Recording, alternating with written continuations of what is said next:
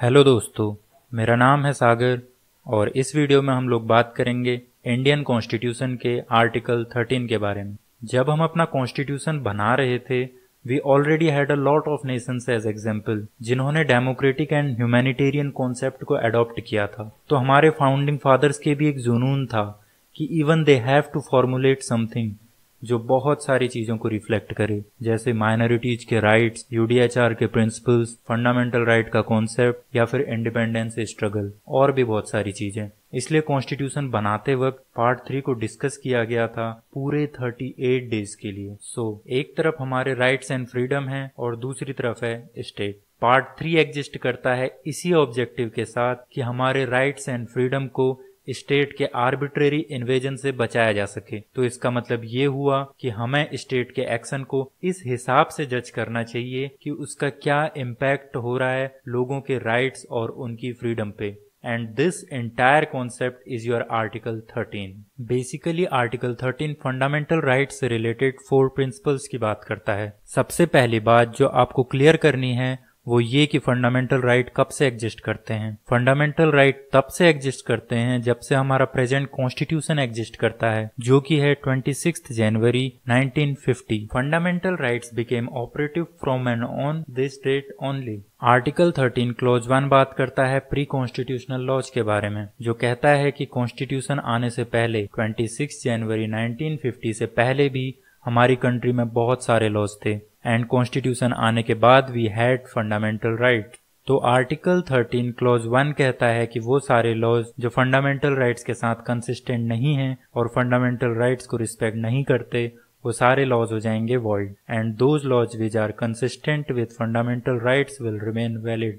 तो चलिए अब इसे एक एग्जाम्पल के थ्रू समझते हैं। 1930 का एक एजुकेशन एक्ट था जिसके बहुत सारे क्लॉजेस थे कि चेयरमैन कैसे अपॉइंट होगा, what will be the amount of fund that will be allotted, बच्चों का एज ग्रुप क्या होगा, अमंगस्ट अदर थिंग। एक क्लॉज ऐसा था जो ये बोलता था कि इस कास्ट के बच्चों का स्कूल में एडमिशन नहीं होगा। सो नाउ 26 जनवरी 1950 से ये क्लॉज फंडामेंटल राइट्स के अगेंस्ट हो गया। तो इसी एग्जाम्पल में हम आर्टिकल 13 क्लॉज 1 अप्लाई करते हुए ये कहेंगे क्योंकि ये क्लॉज फंडामेंटल राइट्स के अगेंस्ट है तो ये क्लॉज हो जाएगा वॉइड। इसी कॉन्सेप्ट की और क्लैरिटी के लिए आर्टिकल 13 की 2 डॉक्ट्रिन्स हैं, doctrine of separability and doctrine of eclipse. इन दोनों को मैंने एक सेपरेट वीडियो में एक्सप्लेन किया हुआ है जिसका लिंक आप अपनी स्क्रीन पे देख सकते हैं।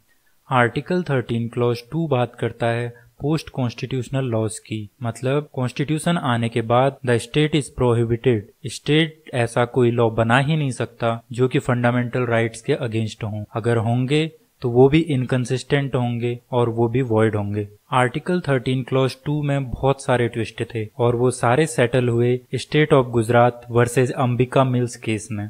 ये तो क्लियर था कि अगर कोई लॉ फंडामेंटल राइट्स के अगेंस्ट है तो वो वॉइड होगा, लेकिन बहुत से फंडामेंटल राइट सिर्फ सिटीजन्स को मिलते हैं। तो सुप्रीम कोर्ट ने कहा कि अगर कोई ऐसा लॉ है जो ऐसे किसी फंडामेंटल राइट के अगेंस्ट है जो सिर्फ सिटीजन्स को मिलते हैं, तो उस केस में वो लॉ सिटीजन्स के रिगार्डिंग तो वॉइड होगा, लेकिन नॉन सिटीजन्स और लीगल पर्सन्स जैसे कि कंपनी के रिगार्डिंग वो लॉ वैलिड माना जाएगा। अभी तक की बात से ये तो क्लियर है कि हम अपने फंडामेंटल राइट्स को सुप्रीम मानते हैं।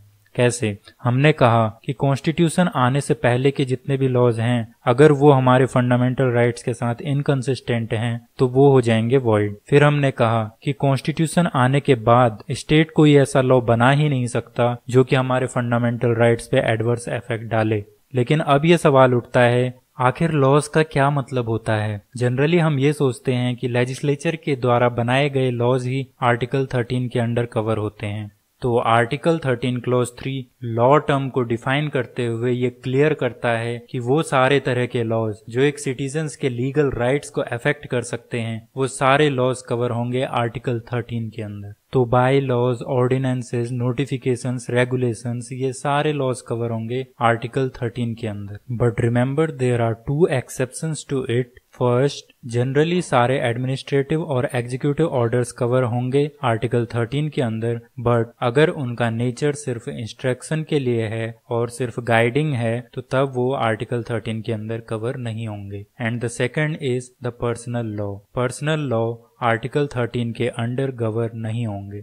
तो चलिए अब बात करते हैं आर्टिकल 13 के सबसे ट्रिकी पार्ट की। आर्टिकल 13 क्लॉज 2 से ये सेटल्ड है कि हम ऐसा कोई लॉ नहीं ला सकते जो फंडामेंटल राइट्स के अगेंस्ट हो, और आर्टिकल 13 क्लॉज 3 ये बताता है कि लॉज क्या क्या होते हैं।